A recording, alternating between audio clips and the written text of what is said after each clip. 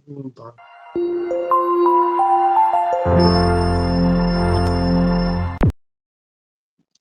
नमस्कार, आपका फिर से एक बार स्वागत है। हम एक बहुत ही महत्वपूर्ण मुद्दे पर आज बात करने की कोशिश कर रहे हैं। गुजरात जो कि माना जाता है कि बहुत ही मॉडल स्टेट है, जहाँ पर गवर्नेंस एक इस लेवल की है कि जिसको कोई चैलेंज नहीं कर सकता। मतलब गुजरात मॉडल वो देश का मॉडल है। ये एक प्रचार-प्रसार किया जा रहा है और इन्हीं किसी भी सरकारी संस्था का, किसी भी सरकार का जो अभिन्न अंग होता है, जो मुख्य भूमिका होती है, वो उन लोगों की होती है जो पब्लिक के साथ सीधा काम करते हैं। सरकार तो सिर्फ़ योजनाएँ बनाती है, लेकिन उसका अमल करवाना काम ज़रूर सरकार का है, लेकिन अमल करवाने के लिए सबसे महत्वपूर्ण भूमिका उन लोगों की होती है, जो लोग सड़क पर खड़े रहते हैं, जो कर्मचारी सड़क पर खड़े रहते हैं। अभी की जो स्थिति है, मौजूदा स्थिति है, इसके अंदर मैं आप आज के विषय में आपके साथ जो चर्चा करने जा रहा हूँ, वो है टीआरबी जवानों की समस्या। पिछले कई दिनों कई टीआरबी जवानों को मैं मिला हूँ, उनसे बात की है, उनकी समस्याओं को समझा है और आप तक उनकी समस्याओं को पहुँचाने की कोशिश कर रहा हूँ। ये एक बहुत ही अद्भुत कार्य है कि मैं एक ऐसी ऐसी बात को आप तक पहुँचाने मैं एक ऐसी बात को आप तक पहुँचा पा रहा हूँ, जिसे जानना और जिसे समझना आपके लिए बहुत ज़रूरी क्यों ज़रूरी है? पहला कारण, आप जब भी सड़क पे जाते हैं, तब आपको कोई इंसान दिखता है जो धूप में, बारिश में, सर्दी में ट्रैफ़िक को सँभालने की कोशिश करता है। उसे वेतन कितना मिलता है, मालूम है आपको? उसकी समस्याएँ क्या हैं, क्या मालूम है आपको? क्या कुछ फ़र्क पड़ता भी है कि उनकी समस्या क्या है? शायद नहीं। हम तो ये जानते हैं कि वो हमें रोकता है, हमसे ₹50 ₹500 माँग लेता है। लेकिन ऐसी क्या मजबूरी है उसकी कि उसे ये काम करना पड़ रहा है?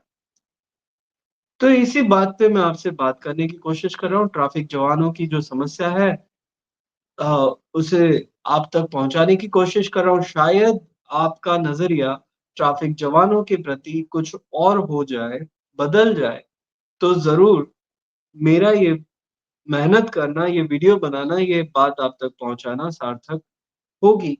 अगर नहीं भी होता है, तो इतनी बड़ी समस्या है नहीं, क्योंकि हम सब लोग दोष दूसरों पे ही डालने के आदी हो चुके हैं। गलतियाँ हमारी या हमारे सिस्टम की है ही नहीं, ये हमने मानना शुरू कर दिया। तो आइए बात करते हैं टीआरबी जवान जिनको बोला जाता है। इनको 1 दिन के कार्य के रूप में जिस कार्य का 8 से 10 घंटे इनको काम करना है, उस 8 से 10 घंटे काम करने के बदले में ₹300 प्रति माह, ₹300 प्रतिदिन मिलता है। अगर हम प्रति माह में इसे जोड़ें, तो ₹9,000 के करीब अगर सभी दिन कार्य क मिलता है, सभी दिन काम करने लायक ये रहते हैं, तो इन्हें ₹9,000 के करीब मिलता है। क्या आपको लगता है अहमदाबाद, सूरत, राजकोट, बरोड़ा जैसी बड़ी सिटी शहरों में ये मुमकिन है कि एक आदमी ₹9,000 में अपना घर या परिवार चला सके? ये प्रश्न खाली टीआरबी जवानों का ही नहीं है, ये प्रश्न उन लोगों का भी है, जो लोग कॉन्ट्रैक्ट कर्मचारी गुजरात में बने हुए हैं, जिन्हें वेतन के रूप में ₹300, ₹200, ₹400 प्रतिदिन मिलते हैं। क्या इसे वेतन कहा भी जा सकता है? क्योंकि न्यूनतम वेतन की सीमा से भी ये वेतन नीचे है। जब ₹300 में इनको नौकरी पे निकलते हैं, तो ये आदमी के साथ होता क्या है? सुबह जब वो जाता है, अपने घर से निकलता है, तब अपना टिफ़िन उठाता है, जिसकी कीमत शायद ₹50 मानी जानी चाहिए। वो नौकरी करने जाता है, नौकरी के पे पहुँचने के लिए उसे 10 किलोमीटर, 5 किलोमीटर, कभी-कभी तो 25 किलोमीटर की भी यात्रा करनी पड़ती है। इस 25 किलोमीटर की यात्रा को अगर हम उसके पेट्रोल के रूप में वग़ैरह में भी देखें तो 50-60 रुपए ये हो जाता है। ₹300 की नौकरी के लिए पहले ही 100-200 रुपए लगा चुके हैं और वो 100-200 रुपए लगाने के बाद जो बचता 100-200 रुपए है, इतना पैसा वापस जब घर लेके आते हैं, तो इसमें उसे अपने बच्चों की पढ़ाई करवानी है, अपनी पत्नी को के लिए कुछ तोहफ़ा लाना है, उन खाना बनाना है, इलेक्ट्रिसिटी का बिल भरना है क्योंकि बिजली भी महँगी है, क्योंकि किराया भी देना पड़ेगा। तो सारे खर्चे जब नहीं निकलते, तो उस आदमी के पास क्या विकल्प रहते हैं? उस आदमी के पास विकल्प ये रहता है कि वो 8 से 10 घंटे जो वहाँ पर सड़क पे खड़ा रहता है, वहाँ पर कुछ और रास्ता निकाले जिससे वो कमाई कर सके। अगर वो निकाल पाया तो ठीक, ना निकाल पाया तो कई बार ये भी जानने में आया है कि अफ़सर बाबू उसे ही निकाल देते हैं। तो जिस तरीके से करप्शन बनता है, भ्रष्टाचार बनता है, भ्रष्टाचार की सीमा बनती है, वो किस तरीके से बनती है? पहले शोषण करो, फिर शोषण करने के बाद हर इंसान अपने सर्वाइवल के लिए लड़ता है, अपने आप को बचाने के लिए, अपने आप को ज़िंदा रखने के लिए संघर्ष करता है। तो जब वो लड़ाई उस ट्रैफ़िक जवान की उस लेवल तक पहुँच जाती है कि उसके पास कोई विकल्प नहीं होता है कि वो किस तरीके से अपने परिवार को बचा सके, चला पाए, तब वो क्या करेगा? तब उसके पास जो उपाय बचता है वो यही है कि मुझे और आपको सड़क पर रोके और हमसे 50, ₹100, ₹200, ₹500 निकालना शुरू करे। जब भी वो पकड़ा जाए, तब सिर्फ़ उसकी नौकरी जाती है, उसे बर्खास्त किया जाता है, उसे हटा दिया जाता है, क्योंकि पब्लिक का मानना है कि करप्टेड सिर्फ़ यही हैं।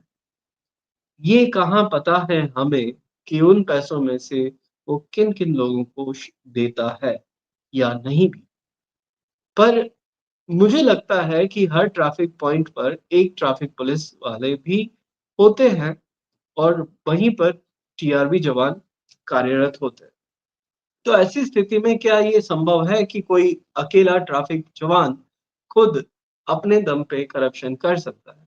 ये संभावना बहुत कम लग रही है। तो सबसे पहले मैं इनकी समस्याओं पे बात करूँगा। सबसे पहली चीज़ जो हमने समझी है कि ₹300 प्रति माह अगर इनको वेतन मिल रहा है, तो क्या आपको लगता है कि कोई इसे वेतन कहा जाए? स्थायित्व की कमी है, कभी भी निकालने की खतरा है। मैं आपको एक नवंबर 2023 में जो डीजीपी रहे, उन्होंने अचानक से सभी कर्मचारियों को, टीआरबी जवानों को एक फरमान दे दिया कि सबको 10 साल, 5 साल और 3 साल जिन लोगों ने नौकरी की है, इन सबको ट्रैफ़िक विभाग से हटाया जाए, ट्रैफ़िक विभाग से हटाया जाए। अब जब उनको नौकरी से हटाया जाएगा, तो क्या ये ऐसे निर्णय करने से पहले उन्होंने सोचा है कि जिस इंसान ने 10 साल यही काम किया है, क्या वो और कोई काम तत्काल कर पाएगा? क्या उसने सरकार के लिए नौकरी की थी? क्या उसने खुद के परिवार के लिए नौकरी की थी? क्या उसने अपने राज्य के लिए नौकरी की थी? जिसके लिए भी की थी, क्या इतनी इंसानियत नहीं होनी चाहिए कि उस इंसान को इतना तो कम्पेन्सेट किया जाए, जिससे कि वो अपना ज़िंदगी आराम से गुज़ार सके। 10 घंटे, 12 घंटे कभी आप निकलिए, सड़क पे खड़े रहिए, सिर्फ़ 1 दिन के लिए तो खड़े रहिए। आप समझ पाएँगे कि क्या हालत होती है। मैं यहाँ पर कल्पना ये भी नहीं कर पा रहा हूँ कि उन महिलाओं का क्या होता होगा जो टीआरबी जवान के रूप में तैनात है, क्योंकि पॉइंट बदलते हैं और हर जगह पर ना तो टॉयलेट की फैसिलिटी है, ना किसी और चीज़ की। तो कैसे वो 10-10 घंटे नौकरी करती हैं और हम लोग आराम से उन्हें कुछ भी बोल देते हैं। सुविधाओं की कमी सुविधाओं की कमी भी एक बहुत बड़ा मुद्दा है। कोई सुविधा उनको मिलती नहीं है। गुजरात में एक समाचार छपे हैं, जो आपके सामने मैं आपको दिखाने की कोशिश कर रहा हूँ। जो खुद कह रहे हैं, टीआरबी जवानों ने अपनी माँग रखी है कि 8 घंटे का ₹300 ये कितना है? इतना सा वेतन, ये कोई वेतन है? माँगें माँगी जाती हैं और माफ़ कीजिएगा, जब माँगें माँगी जाती हैं, बदले में सरकार उन्हें धमका देती है कि अगर आपने बोला है, तो हम आपको नौकरी से निकाल देंगे। कल्पना करिए कि जब आप एक कंपनी में काम करते और 10 साल, 15 साल काम कर रहे हैं, मज़दूरी है, बहुत अ, शिद्दत से काम किया है, संकटों का सामना करते हुए काम किया है और 10 साल बाद आपको कहा जाए कि आप कल से मत आइएगा, क्योंकि अब हमने कुछ और सोचा है, हम किसी और लोगों को लाना चाहते हैं क्योंकि आप बोल रहे हैं। बोलने से आपत्ति इतनी क्यों? ऐसा क्या बात है कि वो लोग अपने अधिकार के लिए बोल भी नहीं सकते? सामाजिक मान्यता की कमी। आप देखिए अगर टीआरबी जवानों को हम लोगों ने किस नज़रिए से देखना शुरू किया। अगर इस वीडियो को देख के आपको थोड़ा भी ये एहसास हो, थोड़ा भी ये लगे कि हमने उनके लिए क्या किया है? क्या क्या वो समाज के अंदर सिर्फ़ यही रूप से देखे जाने चाहिए कि वो अपनी सेवा करते वक़्त पैसे खाते हैं? और क्या सभी ऐसे हैं? बिल्कुल नहीं, मजबूरी भी एक ऐसी है। जानबूझ करके एक सिस्टम ऐसी बनाई गई है, क्यों नहीं उनको उतनी तनख्वाह मिल रही? क्या उनका अधिकार नहीं है? जब भी तनख्वाह माँगने की बात आती है, तो क्या बोला जाता है? हमारे पास बजट नहीं है। ऐसा क्यों होता है कि जब इतने नीचे के कर्मचारी, जो अपने खून-पसीने को देकर सरकार की इज़्ज़त बचा रहे हैं। जी हाँ, मैं ये शब्द बिल्कुल सोच समझ के बोल रहा हूँ कि वो सरकार की इज़्ज़त बचा रहे हैं।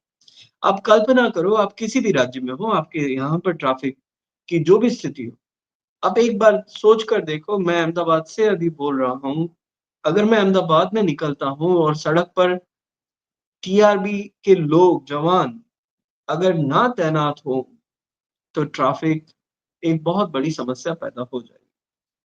मैं यहाँ पर उन शहरों की तो बात ही कल्पना में नहीं लाना चाहता जहाँ पर बहुत सारी गाड़ियाँ सड़कों पर सभी चीज़ें होते हुए भी ट्रैफ़िक नियमन नहीं हो पा रहा। बेंगलुरु हो, कोलकाता हो, मुंबई हो, दिल्ली हो, ये बहुत मुश्किल काम रहता है और फिर भी वो लोग कई बार डंडे खाते हैं, भीड़ पीट देती है। ये दृश्य मैंने देखे हैं। कई बार नौकरी करते वक़्त ट्रक उड़ा देते हैं, बस से टकरा जाते हैं। किसके लिए? और जब उनकी मृत्यु होती है, तो उन्हें क्या ठीक से कम्पेन्सेट नहीं किया जाना चाहिए? क्या उनके परिवार की ज़िम्मेदारी किसी की नहीं है?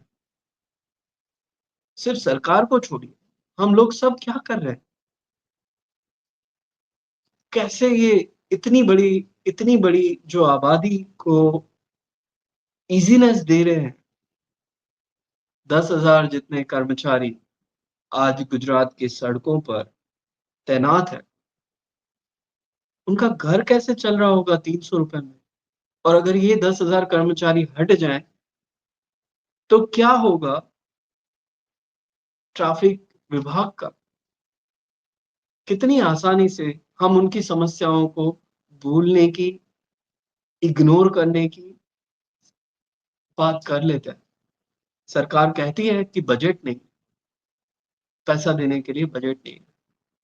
मान लेता हूँ बजट नहीं है, पर क्या बजट देने की ज़िम्मेदारी इन जवानों की है? इसकी इसको तो आपको ही बनाना पड़ेगा ना। दूसरे खर्चे कम करिए। अगर आपको समझ नहीं आ रहा, मैं गारंटी के साथ बोल रहा हूँ, टीआरबी जवानों को बैठाइए। बहुत सारे अच्छे-अच्छे लोग उसमें हैं क्योंकि बेरोज़गारी के कारण काफ़ी पढ़े-लिखे लोग टीआरबी जवानों के रूप में काम कर रहे हैं। उनको बैठाइए, आपके बजट सेशन में बैठाइए। वो ज़रूर आपको बताएँगे कहाँ पे कम करे किया जा सकता है। आपके जो बड़े-बड़े कार्यक्रम होते हैं, उन कार्यक्रमों में जो खर्चा होता है, उन खर्चे में कटौती की जा सकती है। और क्या कोई भी कार्यक्रम होम गार्ड्स या टीआरबी जवानों की मेहनत के बिना सफलतापूर्वक आप कर पाएँगे? नहीं ना। आपकी पूरी इज़्ज़त तो उन्होंने बचाई, तो क्या उनकी इज़्ज़त बचाना ये सरकार की ज़िम्मेदारी नहीं है? अगर है तो क्या किया जा सकता है? बैठाया जा सकता है, साथ में बातचीत किया जा सकता है और सम्मानजनक राशि जो उनका अधिकार है, ये कोई अ, ऐसी बात नहीं है जो आप दे रहे हैं, ये उनका अधिकार है और वो उन्हें उनको मिलना चाहिए। जॉब की गारंटी, ये क्यों ना हो? अगर 10 साल कोई आदमी काम कर रहा है, 5 साल कोई आदमी काम कर चुका है, 3-3 साल से अगर कोई आदमी वही काम कर चुका है, जिस काम को आप करवा रहे हैं, आपके अधिकारी लोग दे रहे हैं और बखूबी वो कर रहे हैं, तो क्यों ना उनको परमानेंट किया जाए? पर जैसे उन परमानेंट होंगे, उनका वेतन बढ़ जाएगा, फिर वो भ्रष्टाचार शायद ना करें, शायद ऐसा कुछ भी ना करें, जिससे कि आपकी कमाई पे उस असर पड़े। तो क्या इसके अंदर कुछ भ्रष्टाचार की गंध है? हो सकता है। सवाल कई है, जवाब भी कई है। आप भी देख सकते हैं, आपके आस-पास में कई टीआरबी जवान होंगे। कई बार कोशिश करना, बातचीत कर लेना। अगर कोई ऐसा दिखता है, ये वीडियो शेयर कर लेना। गलत कोई नहीं है, गलत सब है। सही कोई नहीं है, सही भी सब है। बस अन्याय, अन्याय है और टीआरबी जवानों के साथ जो उनको वेतन मिल रहा है, ये बिल्कुल अन्याय की श्रेणी में।